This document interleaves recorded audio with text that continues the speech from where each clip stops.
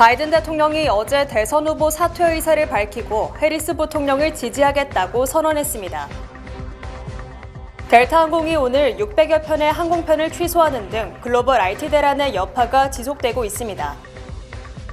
한인 밀집 지역인 플러싱에서 53세 여성이 성폭행을 당해 경찰이 수사에 나섰습니다. 2024 파리 올림픽이 오는 26일 개막합니다.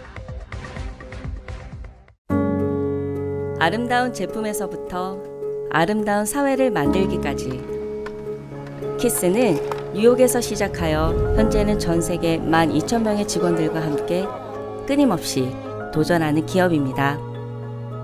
사람을 생각하고 존중하는 기업. 키스는 한인들이 사회의 주인공이 될 수 있도록 든든한 버팀목이 되겠습니다. 글로벌 뷰티 기업 키스. 시청자 여러분 안녕하십니까? 7월 22일 월요일 TKC 뉴스데스크 첫 소식입니다. 고령 논란으로 사퇴 압력을 받아온 바이든 대통령이 어제 오후 민주당 대통령 후보에서 전격 사퇴하고 해리스 부통령에 대한 지지 입장을 밝혔습니다. 바이든 대통령은 지난달 27일 첫 TV 후보 토론 뒤 사퇴 압력을 받아온 지 3주 만인 어제 오후 1시 46분 X를 통해 사퇴 의사를 표명했고 재선 도전을 하려 했지만 우리 당과 나라를 위해 내가 도전을 포기하고 남은 임기에 집중하는 것이 맞다고 공식 발표했습니다. 또한 바이든 대통령은 해리스 부통령을 대통령 후보로서 공식 지지한다고 선언했습니다. 바이든 대통령의 후보 사퇴는 대선일인 11월 5일을 불과 107일 앞두고 결정된 것입니다. 바이든 대통령은 국민 여러분의 대통령으로서 일할 수 있어 엄청난 영광이었다고 말하며 후보 사퇴가 레임덕 현상을 초래할 것을 우려 남은 임기를 빈틈없이 수행할 것이라고 강조했습니다. 바이든 대통령은 코로나19에 감염된 뒤 델라웨어주 자택에서 자가격리를 하며 지난 20일 토요일 밤 사퇴를 결심하고 최측근 2명을 불러 후보 사퇴 입장문 작성을 지시한 것으로 확인됐습니다. 특히 사퇴 사실을 선거 캠프와도 의논하지 않았으며 X의 사퇴 사실 공식 발표 1분 전인 1시 45분 백악관 참모 및 선거 캠프 선임 참모들과 컨퍼런스 콜을 통해 사퇴 결심을 알렸습니다. 카말라 해리스 부통령도 사퇴 당일인 어제서야 사퇴 결심을 알았으며 사퇴 발표 전에 몇 차례 통화한 것으로 알려졌으며 사퇴를 만료했던 질 바이든 여사도 바이든의 결정에 러브 표시로 화답했습니다. 바이든 대통령은 지난주 후반 이후 진행된 여론조사 결과 지지율이 더 악화됐고 더 이상 버티면 격차만 더 커질 뿐이라고 판단, 사퇴를 결심한 것으로 풀이됩니다. 바이든 대통령이 공개 지지를 표명한 해리스 부통령은 미국 최초의 흑인 및 아시아계 여성 부통령에 이어 첫 여성 대통령 타이틀을 차지할 가능성이 커지고 있습니다. 해리스 부통령은 올해 59세로 흑인이자 인도계로서 백인과 남성 위주의 미국 사회에서 보이지 않는 차별을 극복했으며 바이든 대통령이 고령 논란으로 물러남에 따라 대권 도전의 가장 유력한 후보로 부상했습니다. 해리스 부통령은 캘리포니아주 오클랜드에서 스탠포드대 경제학 교수인 흑인 아버지와 UC 버클리 의대에서 암을 연구한 의학 박사인 인도계 어머니 사이에서 태어났습니다. 외할아버지도 인도의 외교부 장관으로 엘리트 집안이지만 미국에서 유년기와 청소년기에 백인에 치이면서 정체성 혼란을 겪은 것으로 알려졌습니다. 특히 해리스는 12살 때 부모가 이혼한 뒤 어머니를 따라 캐나다로 이주하면서 더 큰 소외감에 시달렸고 비로소 흑인 명문대학인 워싱턴 DC의 하워드대로 진학하면서 여자 오바마로 불릴 정도로 두각을 나타냈습니다. 해리스는 이 대학 졸업 뒤 캘리포니아대 로스쿨을 거쳐 1990년 캘리포니아대 엘러비다 카운티 지방검사로 법조계에 첫 발을 디딘 뒤 2004년 샌프란시스코 첫 흑인 여성 검사장, 2011년 캘리포니아주 법무장관에 선임됐고 2017년 캘리포니아주 연방상원의원에 당선됐습니다. 그 뒤 2020년 55세에 미국 부통령이 된 해리스는 동갑내기 변호사 더글라스 에모프와 결혼했으며 에모프가 전 부인과 낳은 자녀 2명을 키우고 있습니다. 해리스 부통령이 민주당 대선 후보 1순위에 올랐지만 오바마 전 대통령과 낸시 펠로시 등 민주당 거물들은 지지를 보류해 다른 후보가 선출될 가능성도 배제할 수 없는 상황입니다. 미국 언론은 바이든의 지지를 받은 해리스가 가장 유력한 주자이며 2008년 오바마 당선 때처럼 백인 대 흑인, 남성 대 여성 구도로 표를 모을 수 있다고 분석했습니다. 또 지난 2일 실시한 여론조사에서 트럼프와의 양자 대결 때 바이든은 6%포인트 뒤졌지만 해리스는 2%포인트 낮았지만 최근 실시된 11차례의 여론조사에서 4차례는 격차를 줄인 반면 7차례는 변화가 없거나 오히려 격차가 더 커져 본선 경쟁력이 떨어진다는 지적이 나오고 있습니다. 이에 따라 게빈 뉴섬 캘리포니아 주지사, 그레첸 훼트먼 미시건주 주지사, 프리츠커 일리노이주 주지사, 피트 부티지지 교통부 장관 등도 물망에 오르고 있습니다. 이 중 뉴섬 캘리포니아 주지사는 전통적인 민주당 텃밭이며 대통령 선거인단이 가장 많은 캘리포니아 출신이라는 점이 강점이며 더 나아가 미국 전체 이민자들의 폭넓은 지지를 받고 있습니다. 또한 2020년 민주당 경선 당시 바이든 대통령의 가장 강력한 경쟁자로 부상했고 내각에 발탁된 부티지지 교통부 장관 역시 대중적인 인기와 행정 능력을 인정받아 대통령으로서 손색이 없다는 평가를 받고 있습니다. 이외에 유력한 인사는 오바마 전 대통령의 부인인 미셸 오바마가 자천 타천으로 거론되고 있습니다. 특히 미셸 오바마는 지난 2일 여론조사에서 유일하게 트럼프 전 대통령을 11%, 두 자릿수로 앞서는 것으로 조사돼 가장 경쟁력이 있다는 평가입니다. 이처럼 민주당과 정계에서는 해리스보다 경쟁력 있는 인물이 많다는 견해가 많아 바이든이 지명했음에도 불구하고 당원들이 이를 받아들이지 않을 가능성이 있고 인도계 출신이라는 점은 인도가 중국을 꺾고 인구 세계 1위가 되면서 오히려 약점이 될 수 있다는 분석도 나오고 있습니다. 지난주 전 세계를 덮친 글로벌 IT 대란의 여파가 아직도 세계 곳곳에서 이어지고 있습니다. 특히 델타항공은 지난 주말에 이어 오늘 오전까지도 600여 편의 항공편을 취소하는 등 시스템 정상화에 어려움을 겪고 있습니다. 지난 19일 글로벌 IT 대란으로 공항과 은행, 병원, 방송 등이 마비되는 사태가 발생한 이후 항공편 지연과 취소 등 피해가 지속되고 있습니다. 오늘 오전 델타항공은 지난 주말에 연이은 취소 및 지연 사태에 이어 예정된 스케줄의 15%에 달하는 650편의 항공편을 또 한 번 취소했습니다. 델타항공은 글로벌 IT 대란이 발생한 19일부터 21일까지 이미 4,600편이 넘는 항공편을 취소, 항공사 중 가장 큰 차질을 빚었습니다. 같은 피해를 겪은 유나이티드 항공과 아메리칸 항공 등은 주말 동안 대부분의 서비스를 복구했습니다. 피트 부티지지 교통부 장관은 21일 성명을 통해 델타항공의 항공편 지연 및 취소 사태에 따라 불편을 겪은 시민들에 대한 정당한 보상과 빠른 대응을 촉구했습니다. 델타항공의 최고 경영자 에드 바스티안은 이어 불편을 겪은 고객들에 사과드린다며 충분한 보상을 제공할 것이라고 대응했습니다. 현재 대부분의 항공사 시스템은 복구된 가운데 앞선 지연 및 취소 사태로 인해 발이 묶인 여행객들과 항공편을 재예약하려는 수요가 몰리며 대기 현상이 빚어지고 있습니다. 전문가들은 이번 IT 대란에 따른 복구 작업이 진행 중인 가운데 완전 복구까지는 많게는 몇 주가 걸릴 수 있을 것으로 내다보고 있습니다. 한인 밀집 지역인 플러싱 메인스트리트 부근에서 한 남성이 53세 여성을 성폭행하는 사건이 발생해 경찰이 용의자를 수배 중입니다. 14일 오후 10시 45분경 플러싱 메인스트리트와 다운타운 플러싱 40번가 부근 한 상가 안에서 잔인한 성폭행 사건이 발생했습니다. 경찰에 따르면 신원이 확인되지 않은 한 남성은 53세 여성의 얼굴과 머리를 반복적으로 주먹으로 구타한 후 그녀를 성폭행했습니다. 이후 용의자는 도보로 도주했습니다. 피해자는 안정적인 상태로 인근 병원으로 이송됐습니다. 경찰은 용의자의 이미지를 공개하고 시민들의 적극적인 제보를 당부했습니다. 파리올림픽이 여러 논란을 딛고 오늘 26일 센강에서의 개막식과 함께 개최됩니다. 2021년 도쿄올림픽 이후 3년 만에 올림픽이 파리에서 개최됩니다. 이번 올림픽은 32개 종목으로 7월 26일부터 8월 11일까지 진행되며 미 동부 시간 26일 오후 1시 반 센강에서 개막식이 펼쳐질 예정입니다. 파리올림픽이 스타디움이 아닌 곳에서 개최되는 것은 사상 최초로 참가국 선수단들은 환호 속에서 배를 타고 입장할 예정입니다. 한편 개막식 전 럭비와 축구 경기는 7월 24일, 양궁과 핸드볼은 25일에 개최될 예정입니다.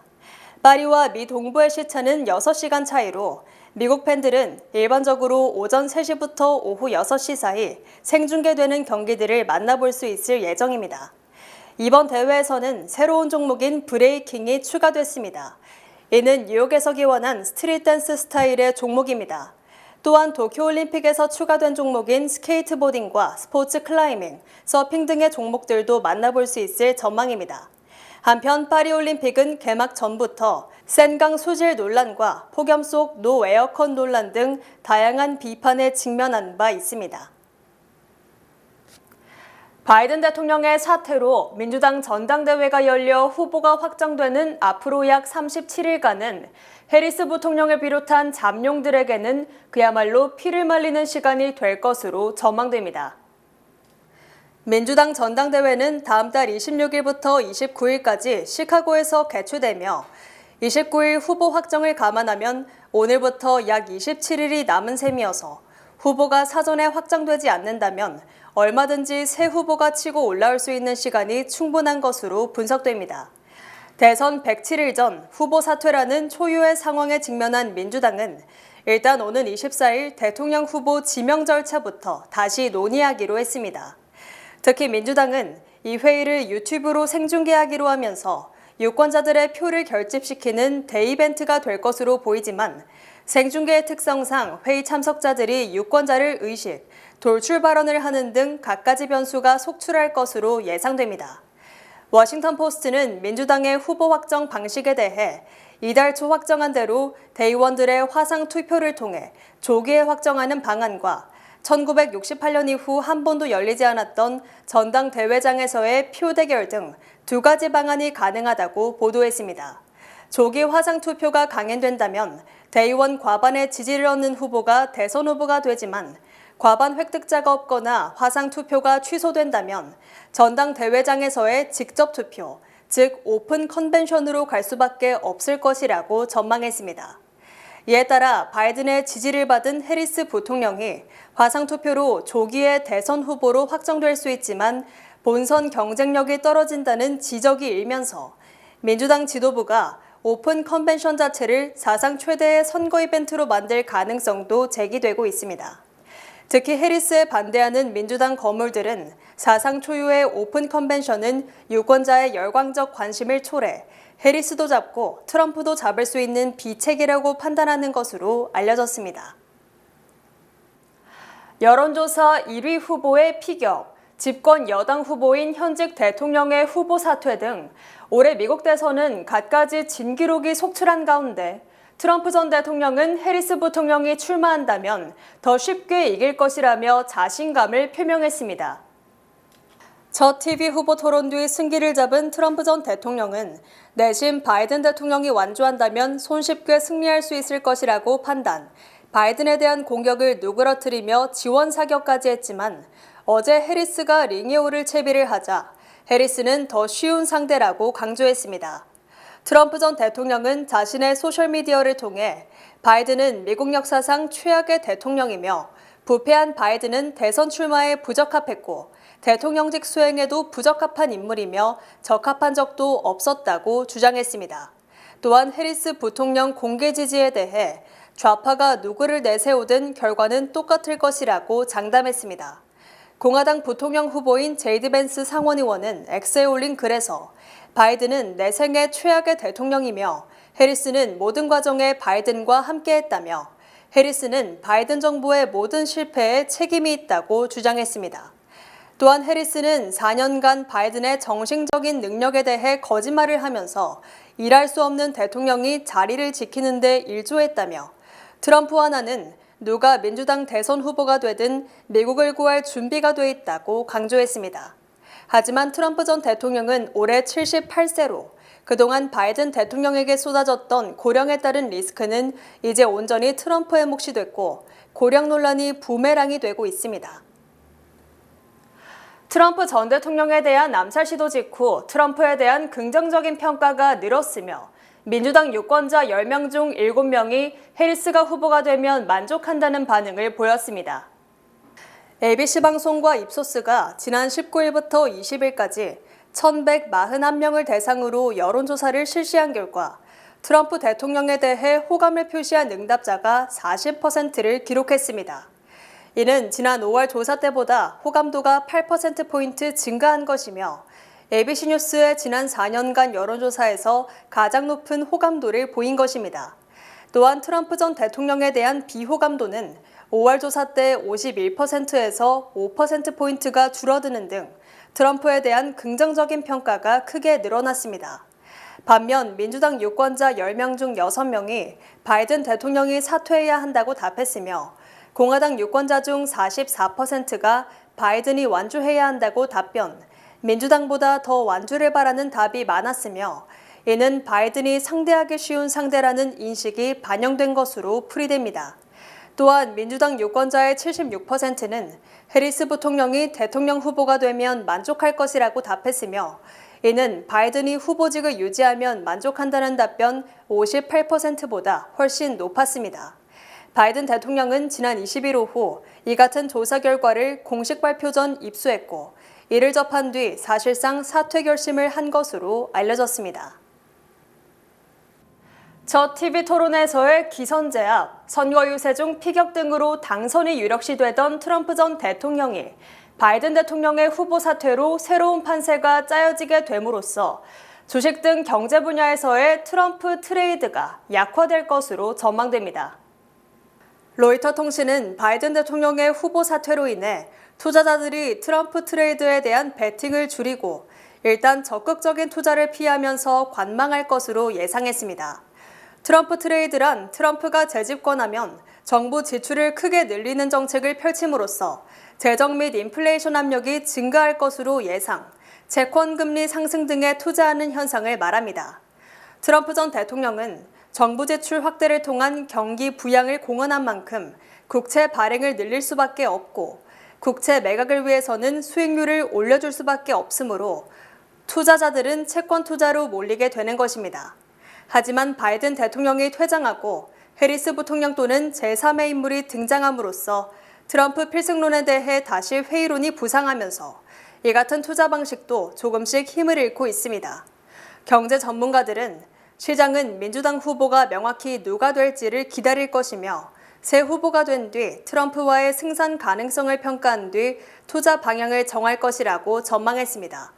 또한 바이든 대통령이 사퇴함에 따라 연방 상하원 선거에서도 민주당이 다소 나아질 것으로 보이고 만약 공화당이 상하 양원을 모두 장악하지 못한다면 양당이 서로 견제, 무분별한 재정 지출 확대를 막을 수 있다는 기대도 나오고 있습니다. 트럼프 전 대통령 집권 마지막 해 미국의 무역 적자국 순위에서 12위였던 한국이 최근 7위로 부상하면서 트럼프가 재집권하면 한국에 대한 무역 제재가 우려된다는 지적이 제기됐습니다. 한국산업통상자원부와 국제통화기금은 미국이 2020년 한국과의 교역에서 발생한 무역 적자가 248억 달러로 12위권에 불과했으나 2022년에는 439억 달러로 늘어 9위로 부상한 데 이어 지난해에는 514억 달러로 무역 적자 순위 8위가 됐다고 말했습니다. 특히 올해 1월부터 5월까지 한국에 대한 무역 적자가 285억 달러로 지난해 적자 수준을 크게 앞서면서 무역 적자 순위가 7위로 올라섰습니다.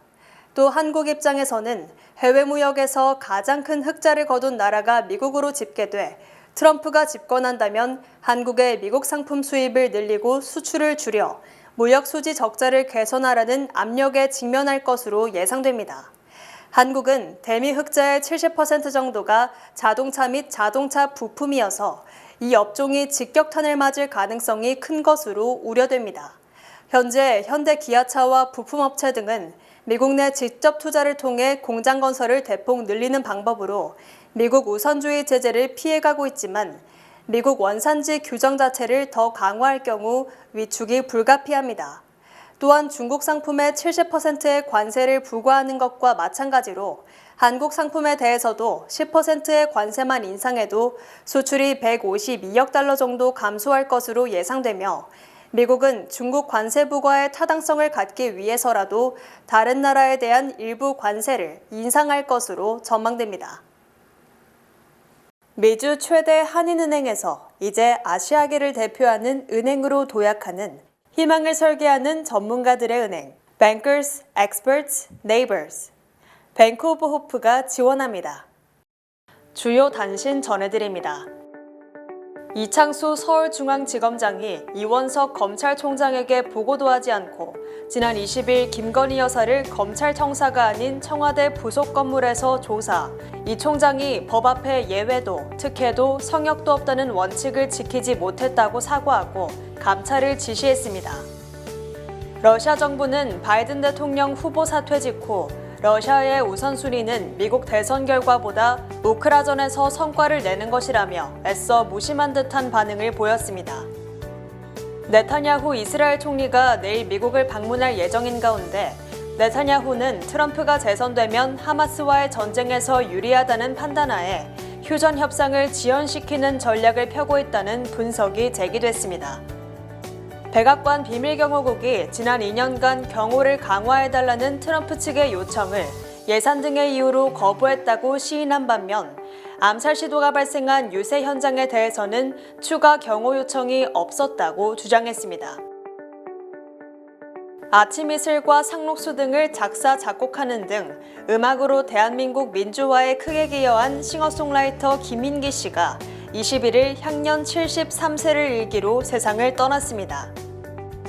전기차에 대한 수요 감소와 트럼프 재집권 시 전기차 우선 정책의 철회 등이 우려됨에 따라 LG에너지솔루션과 GM의 합작법인이 건설 중인 배터리 제3공장 건설이 일시 중단됐습니다.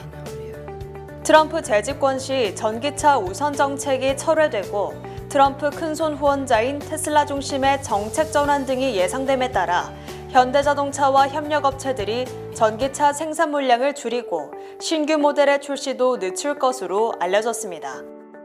뉴욕시경 등 사법당국이 어제 새벽 1시 브롱스 모트헤이븐의 한 클럽을 급습하고 $10,000,000 상당의 불법 마리화나 제품을 압수하고 업소 관계자 등을 체포했습니다. 날씨 전해드립니다.